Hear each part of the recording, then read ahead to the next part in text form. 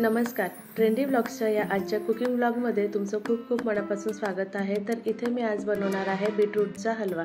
तर त्यासाठी इथे 3 बीट मी स्वच्छ धुवून घेतलेले आहे आणि आता त्यांचे सालं काढून घेणार आहे। बीटरूट खायला खूप नाटकं करतात, त्यामुळे असा हलवा बनवून ठेवला की मुलं आवडीने खातात। इथे सालं काढून झाले आहे, आता बारीक किसणीने मी किसून घेणार आहे। रेग्युलर किसणीने जरी किसलं तरी सुद्धा चालतं किंवा तुकडे करून मिक्सरमध्ये बारीक करून घ्यायचं, त्याने सुद्धा हलवा छान येतो।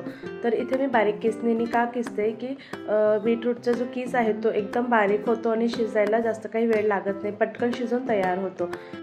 तुम्ही जर चॅनलवर नवीन असणार तर चॅनलला सबस्क्राईब करायला विसरू नका आणि बाजूला दिलेला बेल आयकॉन सुद्धा प्रेस करा, म्हणजे माझ्या नवीन व्हिडिओचे नोटिफिकेशन तुम्हाला मिळेल। इथे बीटरूटचा किस तयार झालेला आहे। आता गॅसवर एक पॅन ठेवला आहे। पॅन गरम झाला की त्यामध्ये तूप टाकलेलं आहे। तूप वितळलं की त्यामध्ये 2 चमचे सारखे किशमिश घेतलेले आहे, ते सुद्धा छान असे टम्म फुगले की बाहेर काढून घेणार आणि त्यामध्ये हा किस टाकणार आहे। यामध्ये बदाम आणि काजू सुद्धा तुपामध्ये फ्राय करून घेतले तरी सुद्धा चालतं। किस टाकल्यानंतर 1-2 मिनटं परतून घ्यायचं आहे, म्हणजे छान असा तुपामध्ये तो मिक्स होऊन जाईल।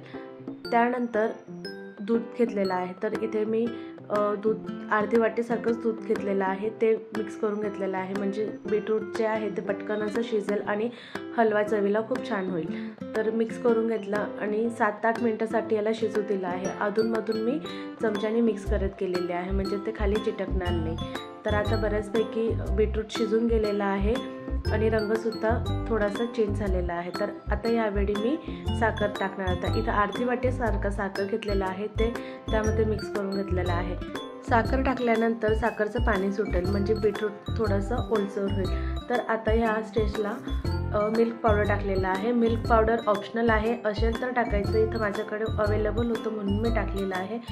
तर मिल्क पावडरमुळे सुद्धा हलव्याला चव छान येते आणि क्रीमीच टेक्स्चर येतं हलव्याला।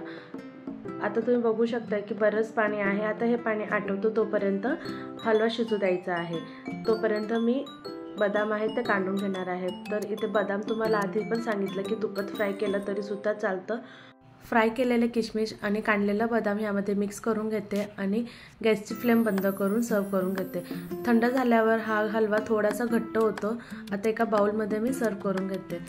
मस्त असा लालसर बीटरूटचा हलवा तयार झालेला आहे। तुम्हालाही आजचा कुकिंग व्लॉग कसा वाटला मला नक्की कमेंट करून सांगा। व्हिडिओ आवडला असेल तर व्हिडिओला नक्की एक लाईक करा, नातेवाईकांसोबत मैत्रिणींसोबत व्हिडिओला शेअर करा, सबस्क्राईब केलं नसेल तर सबस्क्राईब करा।